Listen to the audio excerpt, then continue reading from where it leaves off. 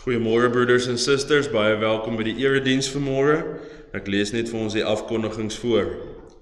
Kollektes onder die erediens sal gaan vir barmhartigheid en by die deure vir die GKSA Assistentasiefondse.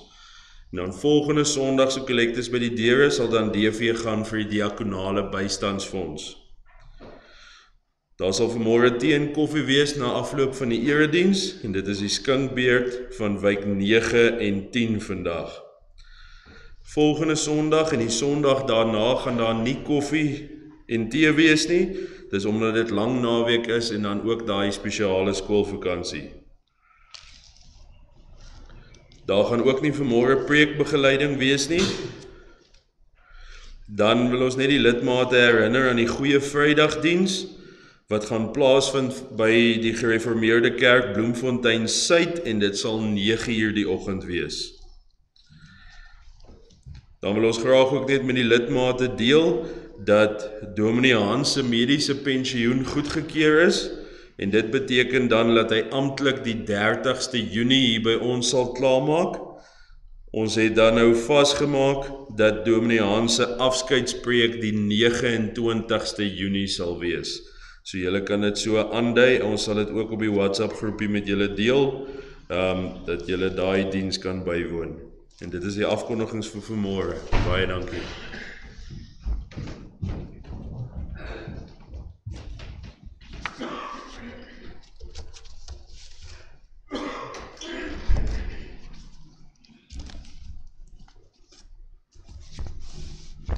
Goeiemôre aan almal. Kom ons word nou stil in die teenwoordigheid van die Here.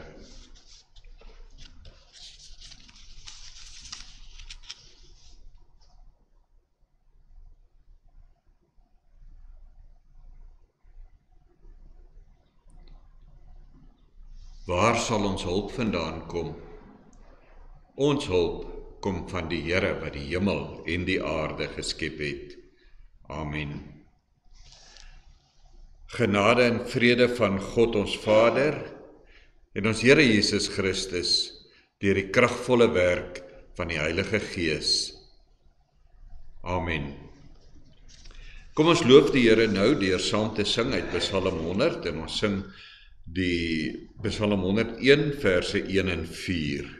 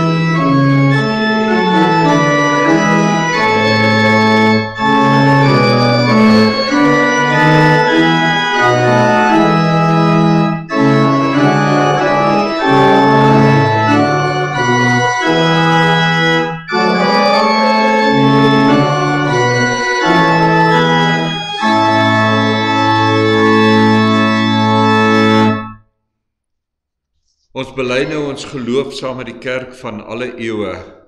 Elkeen spreek gelowig in sy hart saam. Ek glo in God die Vader, die Almagtige, die Skepper van hemel en aarde. En in Jesus Christus, sy eniggebore Seun, ons Here, wat ontvang is van die Heilige Gees, gebore uit die Maagd Maria, wat gelei het onder Pontius Pilatus, gekruisig is, gesterf het en begrawe is, wat die angste van die hel tot die dood toe ondergaan het, wat op die 3de dag opgestaan het uit die dood, opgevaar het na die hemel en sit aan die regterhand van God, die Almagtige Vader, waarvandaan hy sal kom om die lewendes en die dooies te oordeel. Ek glo in die Heilige Gees. Ek glo aan 'n heilige algemene Christelike kerk, die gemeenskap van die heiliges, die vergifnis van sondes, die opstanding van die liggaam en 'n ewige lewe. Amen.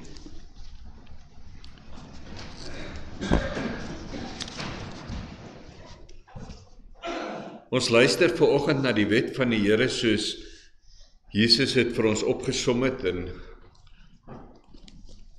dit kry ons in Matteus 22 verse 34 tot 40.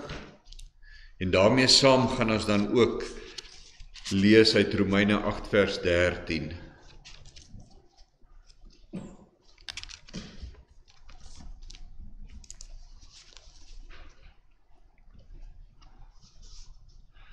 Daar was 'n fariseer wat Jesus probeer vasvra het. En toe vra hy vir hom, wat is die grootste gebod in die wet? En toe antwoord Jesus hom, jy moet die Here jou God lief hê met jou hele hart, en met jou hele siel, en met jou hele verstand. Dit is die grootste en die eerste gebod. En die tweede wat hiermee gelyk staan, jy moet jou naaste lief hê soos jouself. In hierdie twee gebooie is die hele wet en die profete saamgevat. En op die uiteinde is dit wat die Here vir ons gee. Dis wat hy van ons vra. Hy vra liefde. En dit is hoe hy sy wet ook opsom. Liefde. Liefde vir God en liefde vir jou naaste. En dan ook Romeine 8 vers 13. As julle lewe deur die sondige natuur laat beheers, gaan julle die dood tegemoet. Maar as julle deur die Gees 'n einde maak aan julle sondige praktyke, sal julle lewe.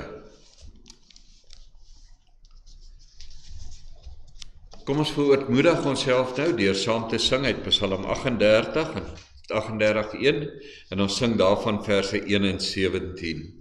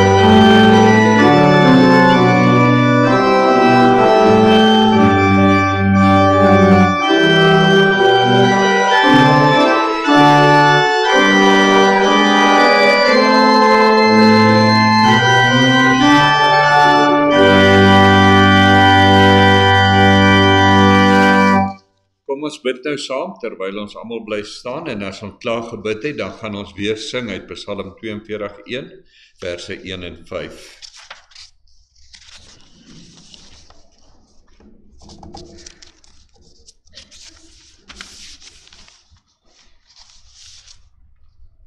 Ons troue hemelse Vader, ons kom vanoggend na U toe en ons bely, U sien dwars deur ons.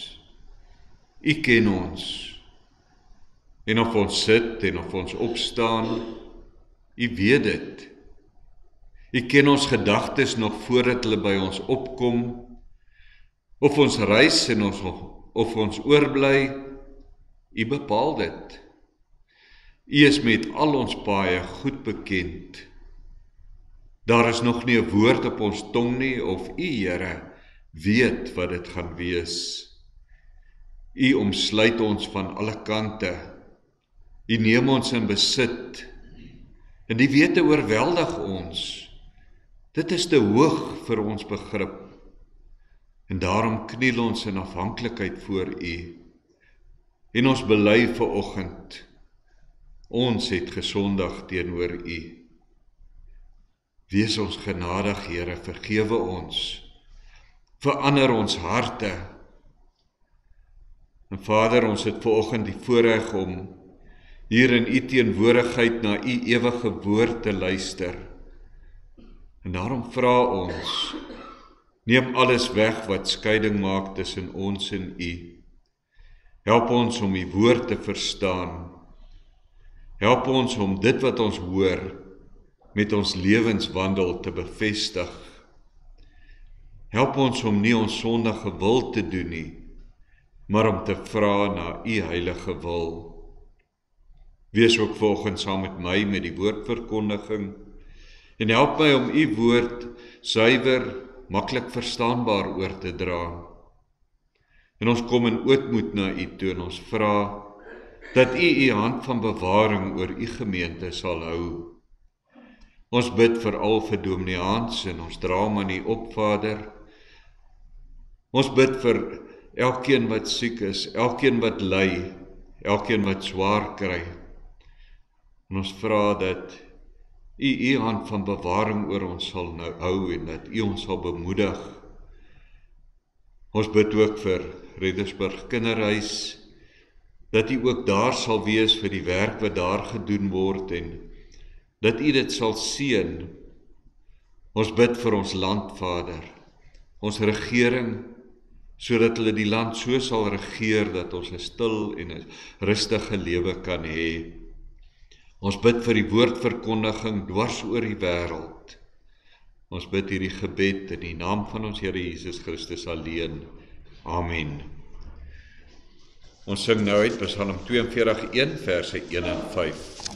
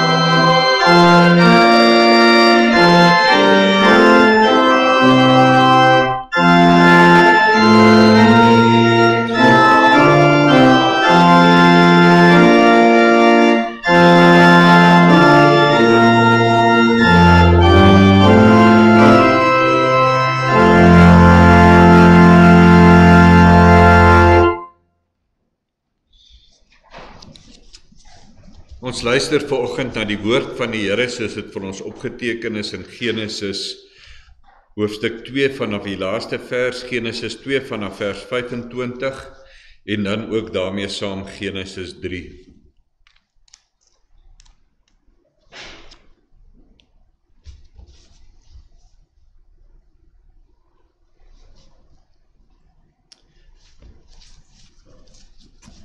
Hulle twee, die mens en sy vrou was kaal, maar hulle was nie skaam nie. Die slang was listiger as al die wilde diere wat deur die Here God gemaak is, en het vir die vrou gevra: Het God werklik gesê, julle mag van geen boom in die tuin eet nie?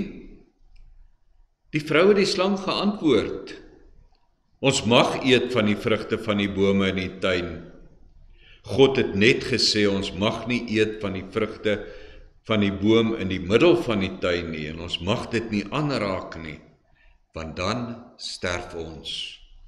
Toe sê die slang vir die vrou, julle sal beslis nie sterf nie, maar God weet dat julle oë sal oopgaan die dag as julle van daardie boom eet, en dan sal julle soos God wees, deurdat julle alles kan ken. Toe besef die vrou dat die boom se vrugte goed is om te eet en mooi om na te kyk, en begeerlik omdat dit kennis kan gee. En sy het van die vrugte gepluk en geëet. Sy het ook vir haar man by haar gegee en hy het geëet. Hulle albei se oë het oopgegaan en hulle besef toe dat hulle kaal is. Toe werk hulle vyeblare aan mekaar en hang dit om vir klere. Hulle het gehoor hoe die Here God in die tuin wandel teen die tyd dat die aandwind opkom, en die mens en sy vrou het vir die Here God weggekruip tussen die bome van die tuin. Maar die Here God het na die mens geroep en vir hom gevra, waar is jy? En die mens antwoord, ek het u hoor wandel in die tuin en ek het bang geword, want ek is kaal, toe het ek weggekruip. Die Here God vra toe, hoe het jy te wete gekom dat jy kaal is? Het jy tog nie van die boom geëet waarvan ek jou verbied het om te eet nie? Die mens het geantwoord, die vrou wat u vir my gegee het om my by te staan, sy het vir my van die boom se vrugte gegee en ek het geëet. Toe vra die Here God vir die vrou, wat het jy nou gedoen? En sy sê, die slang het my mislei en ek het geëet. En die Here God sê vir die slang, omdat jy dit gedoen het, is jy vervloek onder al die diere. Op jou maag sal jy seil en stof sal jy eet jou lewe lank. Ek stel vyandskap tussen jou en die vrou, tussen jou nageslag en haar nageslag. Haar nageslag sal jou die kop vermorsel, en jy sal hom in die hakskeen byt. Vir die vrou het die Here God gesê, ek sal jou baie swaar laat kry met jou swangerskappe. Met pyn sal jy kinders in die wêreld bring. Na jou man sal jy hinker, en hy sal oor jou heers. Vir die mens het die Here God gesê, omdat jy na jou vrou geluister het en geëet het van die boom waarvan ek jou verbied het om te eet, is die aarde deur jou te doen vervloek. Met swaar kry sal jy daaruit 'n bestaan maak, jou lewe lank. Die aarde sal vir jou dorings en dussels laat uitspruit en jy sal veldplante eet. Net deur harde werk sal jy kan eet, totdat jy terugkeer na die aarde toe, want daaruit is jy geneem. Stof is jy, en jy sal weer stof word. Die mens het sy vrou Eva genoem, sy was die moeder van al die mense. Daarna het die Here God vir die mens en sy vrou velklere gemaak, en dit vir hulle aangetrek. Toe die Here God gesê, die mens het nou soos een van ons geword, deurdat hy alles kan ken. As hy nou maar net nie sy hand uitsteek en die vrug van die boom van die lewe vat, en daarvan eet en altyd bly lewe nie. Daarom het die Here God die mens weggestuur uit die tuin van Eden uit, om die aarde te gaan bewerk, die aarde waaruit hy gemaak is. Die Here God het die mens uitgedryf, en om die toegang tot die boom van die lewe te bewaak, het hy oos van die tuin van Eden gerubs gesit, en ook 'n vlammende swaard wat heen en weer beweeg. Ons lees tot sover. En hierdie hoofstuk is so 'n ryk gedeelte uit die Bybel uit. Ek sal heeldag hier met julle kan praat daaroor. Maar ons gaan vanoggend stil staan by vers 9. Maar die Here God het na die mens toe geroep en vir hom gevra, waar is jy?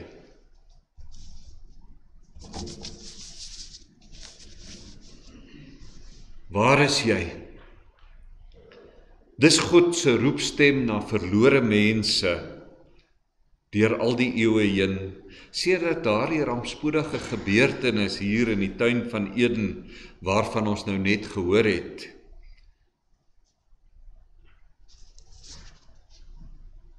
En dit is een van die sleutelgebeure in die geskiedenis van die mensdom. Ons kan sê dis 'n draaipunt in die geskiedenis van die mensdom. Ons hoor in Genesis 1 en 2 oor die wonder van God se skepping en hoe hy alles geskep het. En die hoogtepunt was toe hy die man en vrou gemaak het, soos ons ook hier in Genesis 2 vers 25 hoor. Hulle twee, die mens en sy vrou, was kaal, maar hulle was nie skaam nie. En dit beskryf vir ons die perfekte samesyn tussen man en vrou, soos God dit beplan het. En ons moet mooi verstaan, hier's absoluut geen konnotasie hier met seksuele dinge nie. Dit beskryf vir ons hoe die man en vrou weerloos teenoor mekaar is, in die eenvoudige onskuld. Die perfekte samesyn, want daar was geen sondige begeertes by hulle om skaam oor te voel nie. En dan kom die draaipunt in die geskiedenis van die mensdom. En die slang, hy kom met hierdie oënskynlike, onskuldige, eenvoudige vraag na die vrou toe. Maar ons hoor ook hier wat die karakter van die slang was. Hy was listiger as al die wilde diere wat die Here God gemaak het. Met ander woorde, sy karakter en sy manier van doen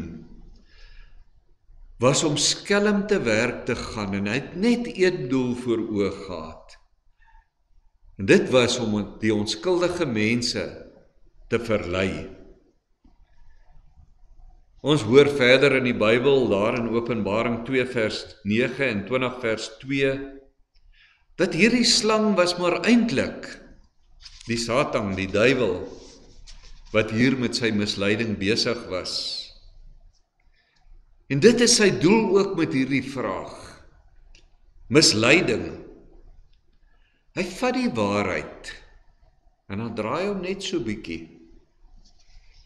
God het gesê hulle mag nie van die bome in die middel van die tuin eet nie. Maar die slang laat egter daardie belangrike gedeelte uit wanneer hy vir die vrou vra. Daar oor die middel van die tuin. En as ons mooi daaroor dink, geliefdes, dan hy vertel hiermee 'n leuen wat soos die waarheid klink.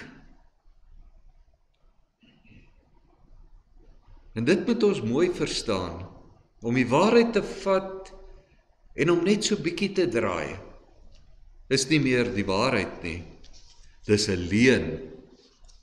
Hoor hoe vra hy hierdie vraag? Het God werklik gesê, julle mag van geen boom in die tuin eet nie? En geliefdes, as ek so na hierdie gedeelte luister,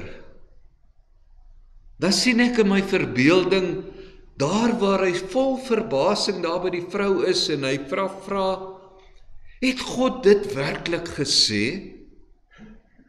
Ek kan dit amper nie glo nie. Maar jy sien, geliefdes, dis alles deel van die sagmaakproses, om twyfel te saai oor God se karakter en wat sy intensie met die mens is. En wanneer Eva vir hom sê, nee, dis nie wat God gesê het nie.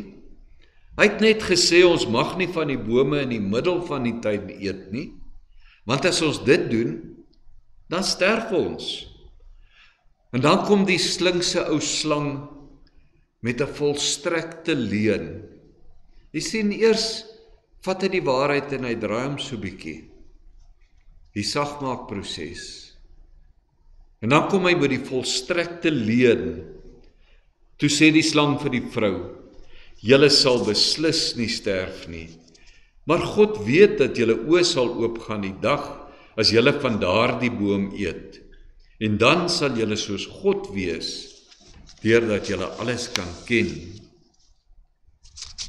En ongelooflik soos dit mag klink, is dit genoeg om Eva te laat twyfel in God se goedheid.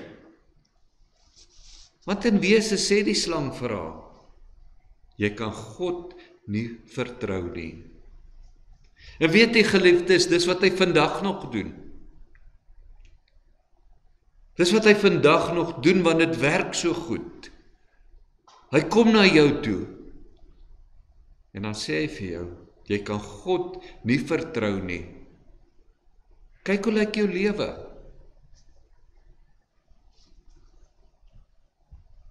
Maar weet dit, geliefdes, hy dra nie jou beste belang op die hart nie, want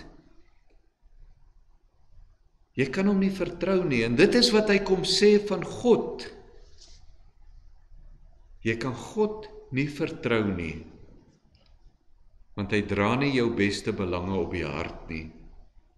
Jy kan nie vir God vertrou om namens jou te besluit wat is reg en verkeerd nie.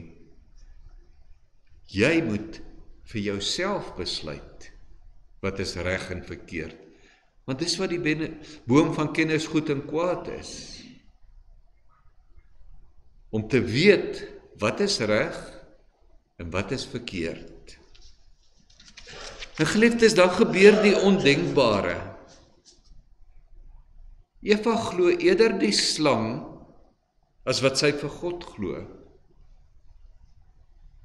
En dit lei haar om, haar en Adam, om in rebelse opstand teen God te kom. Want daar waar sy die vrug vat, en sy vir haar man by haar gee, en hulle eet van daai vrug wat God vir hulle gesê het om nie te eet nie, is 'n rebelse opstand teen God se gesag. Dit sê, God, jy kan nie namens my besluit nie, ek sal self besluit.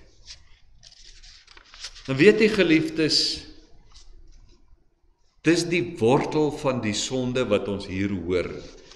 En dit kan deurgetrek word na elke sonde wat daar is, na elke sonde wat die mens pleeg, lê hier die wortel. Opstand teen God se gesag. Om vir God te sê, jy mag nie namens my besluit nie. Ek sal self besluit wat is vir my reg. En ons hoor dit, geliefdes. Vandag in die samelewing is dit algemeen. Die kerk moenie vir my kom sê wat is dit nie. God moenie vir my sê nie. Die dominee ouderling moenie vir my kom voorsê nie. Want die mens wil sy eie wil navolg. Die mens wil nie God se gesag erken nie. En ons moet iets baie belangrik hier verstaan, want as ons luister na hierdie verhaal, waar God vir Adam en Eva konfronteer, Adam se eerste reaksie, nee, dis sê ek nie, dis die vrou wat hy vir my gegee het. Eva se reaksie, nee, dis sê ek nie, dis die slang. Maar geliefdes, die mens kan niemand blameer vir sy sonde nie. Want dit gaan oor wie hulle besluit het om te glo. Dit was Eva wat besluit het om eerder die slang te glo, as om God te glo, as om op God te vertrou. Dit was Adam se besluit om haar na te volg. Adam was nie 'n willose skepsel wat nie anders kon kies nie. Hy het besluit om te luister na die vrou. En dit moet ons goed verstaan, geliefdes. Ons spot maklik en ons sê, ja, die vrouens het ons in die verderf ingedompel. Waar was Adam gewees toe Eva vir hom daardie vrug gegee het? Hy was hier reg langs haar. Hy kon vir haar gesê het, nee, dis nie wat God gesê het ons moet doen nie. Hy kon vir haar gesê het, nee, ons moet nie. Maar interessant in hierdie verhaal praat hy nie eers 'n woord nie. Hy vat daardie vrug en hy eet dit. Die mens kan niemand blameer vir sy rebelse opstand teen God nie. Elke sonde wat ons doen, ons kan nie iemand anders blameer nie, geliefdes. En hierdie opstand teen God het verskriklike gevolge gehad. Want hierdie breek met God, hierdie opstand teen God, lei onmiddellik tot 'n breek tussen man en vrou. Daardie perfekte verhouding wat daar tussen man en vrou was, is nou gebreek, hy skeef getrek. Hulle besef dat hulle kaal was en nou is dit skielik 'n probleem. Daardie perfekte samesyn, die eenvoud en onskuld wat daar tussen hulle was, is nie meer daar nie. En hulle probeer om hierdie ongemak tussen hulle met vyeblare weg te steek. Maar nog erger, die gevolge is nog baie erger, geliefdes. Want hulle verhouding met mekaar is gebreek, maar is nie net hulle verhouding met mekaar nie. Dis hulle verhouding met God wat verander het. Dit wat die slang hulle beloof het, is nie wat gebeur het nie. Die liefde van God wat hulle voorheen ervaar het, ervaar hulle nie meer nie. Hulle is nou bang vir God. Daar waar hulle God se liefde ervaar het, ervaar hulle nou vrees. Hulle is bang vir God en daarom kruip hulle vir hom weg. Natuurlik nie dat dit veel gehelp het nie, want wie kan nou regtig vir die alomteenwoordige, alwetende God wegkruip? En dit is hier in die verhaal waar ons werklik die karakter van God sien, waar ons leer ken wie en wat is God werklik. In plaas van hom in woede, die man en vrou wat teen hom in opstand gekom het te verdelg, soek hy die mens in sy verlorenheid op. Geliefdes, hoor julle God se liefde wanneer hy vra, waar is jy? En ons moet raak sien dat God presies weet waar die mens is. Ek meen, dis nie asof hy nie geweet het waar hulle is, toe hy gevra het, waar is jy nie? Maar hy roep na die mens, waar is jy? Om vir die mens geleentheid te gee om sy verlorenheid raak te sien. En sedert daardie verskriklike dag, roep God nog deur al die eeue heen na die mens. Waar is jy? Ons hoor God se roepstem dwars deur die Ou Testament. Waar is jy?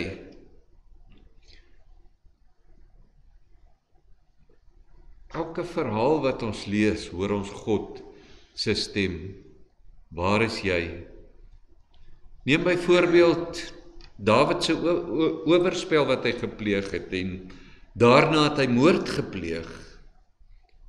En dan kom God na Dawid toe en hy vra vir hom deur die profeet Nathan, waar is jy? toe die volk van hom weggedraai het en eerder die afgode nagevolg het, dan kom God met sy profete, en deur die profete roep hy, waar is jy? In die Nuwe Testament, dan hoor ons God se roepstem nog harder as ooit tevore, waar hy roep, waar is jy?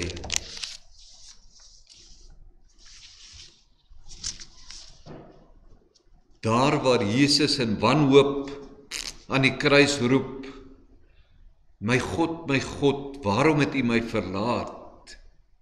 Is dit in wese God se roepstem na die mens? Waar is jy? Jesus het sy lewe gegee, sodat verlore sondaars gered kan word. En so het hy die vloek van die ewige dood, waarvan ons hier in Genesis 3 gehoor het hy gebreek.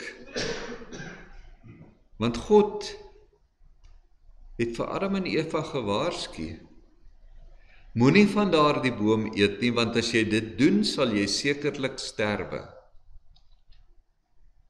En ons moet mooi verstaan hier, God het hier gepraat van die ewige dood,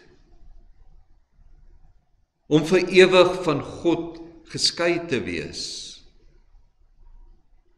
En daardie vloek het Jesus Christus gekom, en deur sy kruisdood het hy daardie vloek gebreek. Geliefdes, sien julle God se liefde raak in dit? Want ons leef in 'n wêreld waar God al hoe meer op die kantlyn geskuif word. Ons lewens het so besig geraak dat ons amper nie meer tyd het vir God in ons lewens nie. In plaas daarvan dat God die middelpunt van ons lewens is, het ons hom maar net so terloopse plekke hier eenkant in ons lewe gegee.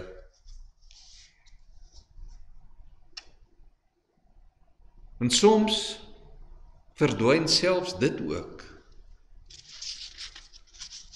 Ons leef in 'n samelewing wat ons brein spoel om te glo dat die mens is wonderlik goed. Die mens in homself is eintlik goed.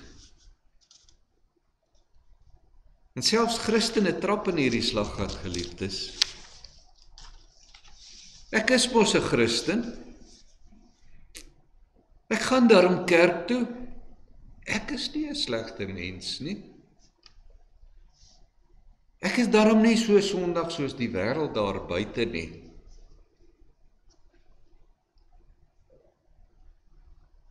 Geliefdes, ons moet baie mooi verstaan.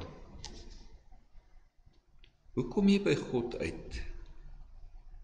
Jy moet in die eerste plek besef dat jy is verlore sonder God. Dat jy in jouself 'n sondige mens is, en dis wat die wêreld probeer ons oortuig, nee, jy is nie 'n sondige mens nie, jy is goed. Jy het nie God nodig nie, want as jy nie verstaan dat jy 'n sondige mens is, hoekom sal jy dan vir God wil hê? Hoekom sal jy enigsins belang daarby hê dat Jesus vir jou sondes gesterf het? En geliefdes, ons moet onsself die vraag vra vanoggend. Watter plek het God nog in my lewe? Luister na hom vanoggend, geliefdes. Hy roep na ons, hy roep na elkeen van u. Waar is jy? Verstaan jy dat jy in jouself 'n verlore sondaar is? Dat jy in jouself geskei is van God, en dat daar net een manier is om weer met God versoen te word? Glo jy dat Jesus vir jou sondes gesterf het? En geliefdes, as jy antwoord ja, ek glo,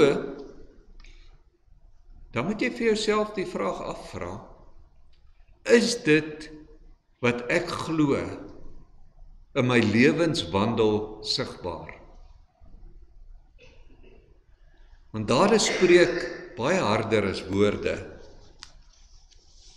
Draai jy God se liefde na jou medemens toe uit? Ons het vanoggend gehoor hoe God sy wet opsom met liefde. Liefde vir jou naaste. En as jy werklik vir jou naaste lief het, dan wys dit dat dit is liefde vir God, want dan is jy gehoorsaam aan sy gebod aan jou. Weet jy geliefdes, ek het een keer op YouTube 'n video gesien wat 'n ateïs gemaak het en toe het hy die vraag gevra wat hy gesê het en dit het hom verbuister van Christene. Hy sê as iemand werklik glo in Jesus en sy verlossing en as jy werklik glo dat as jy nie in Jesus en sy verlossing glo nie, dan gaan jy in die ewige hel brand.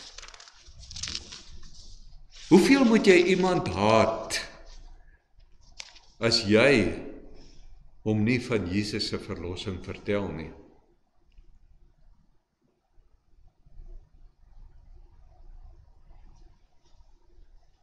Geliefdes, wanneer laas het jy Jesus se liefde met iemand gedeel? Wanneer laas het jy vir iemand van Jesus vertel?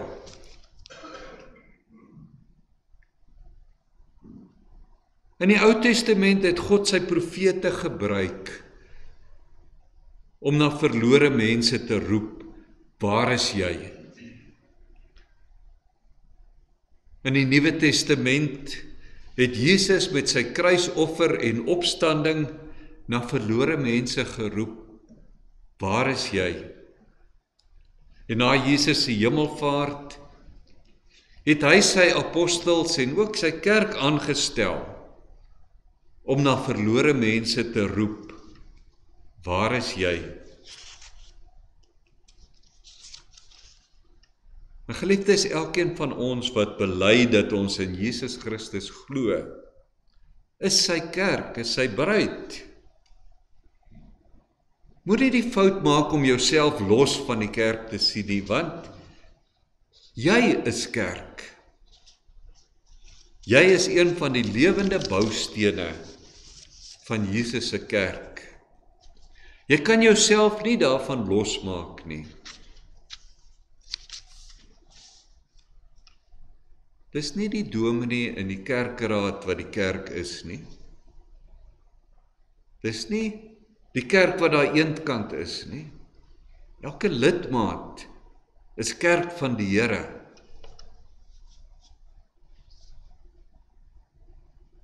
En Jesus se opdrag aan ons, sy kerk, dra die evangelie uit. Jesus se opdrag is om God se roepstem, wat hy deur al die eeue heen roep na die mens toe. Waar is jy? Dis ons opdrag om God se roepstem na verlore sondaars uit te dra, sodat hulle dit ook kan glo. Ons kan nie as kerk hier net na binne gefokus wees na mekaar nie. Dis nie ons roeping nie. Ons roeping is om uit te reik na die wêreld daar buite, om die evangelie uit te dra. En dis die opdrag aan elkeen van ons geliefdes. Dis nie net die dominee se werk nie. Dis nie die kerkraad se werk alleen nie. Dis elke lidmaat se werk, want elke lidmaat is 'n lewende bousteen in die kerk van ons Here Jesus. En dis sy opdrag aan ons, om God se roepstem uit te dra na verlore sondaars. Waar is jy? En geliefdes, ons moet onsself vanoggend afvra, is hierdie roepstem van God, waar is jy, vir my erns? Is dit nie dalk die rede hoekom die kerk al hoe meer kwyn? Juis, omdat die kerk nie meer sy opdrag uitvoer om die evangelie uit te dra nie.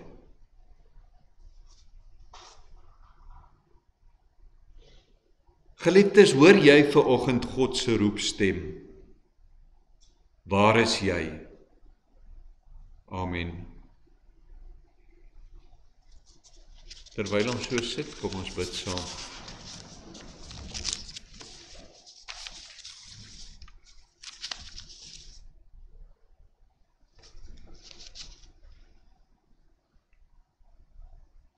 Ons troue hemelse Vader, en ons kom vanoggend in ootmoed na U toe.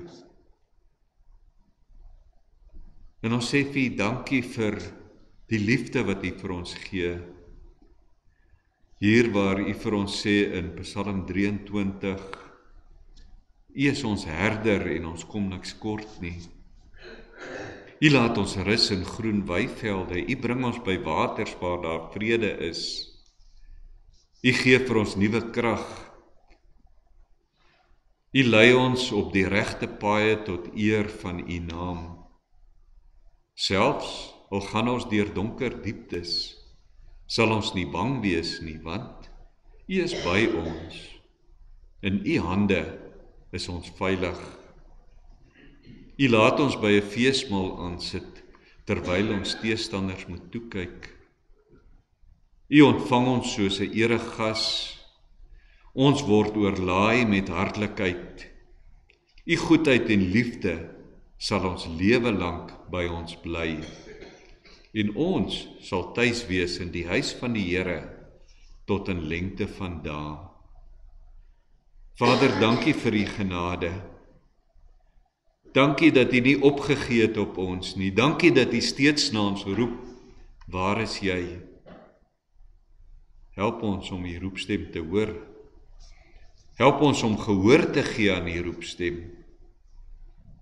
Help ons om ons roeping uit te leef en ligbakens te wees in 'n donker wêreld wat U nie wil ken nie. Help ons om die evangelie uit te dra. Verander ons harte sodat ons U roepstem kan hoor. Verander ons harte sodat ons sal antwoord op U roepstem en terugkom na U toe. Wees ons genadig en vergewe ons menigvuldige sondes teenoor U. Ons bid hierdie gebed in die naam van ons Here Jesus Christus alleen. Amen. Ons gee nou geleentheid vir die liefdegawes en dan antwoord ons die Here deur saam te sing uit Psalm 86:1 vers 1.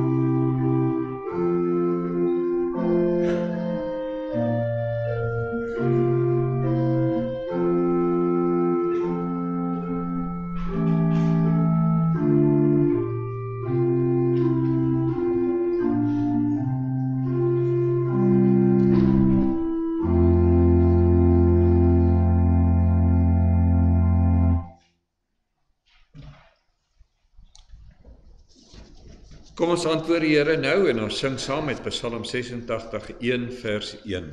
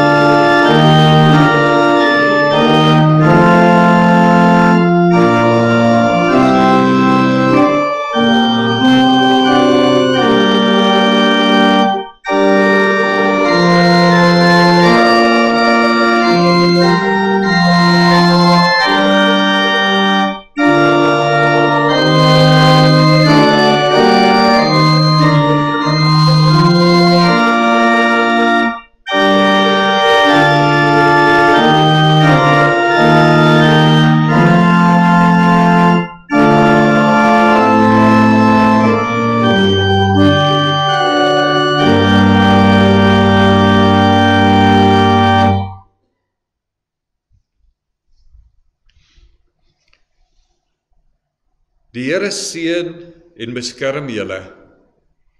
Die Here verskyn tot julle redding en hy is julle genadig. Die Here verhoor julle gebede en hy gee aan julle sy vrede.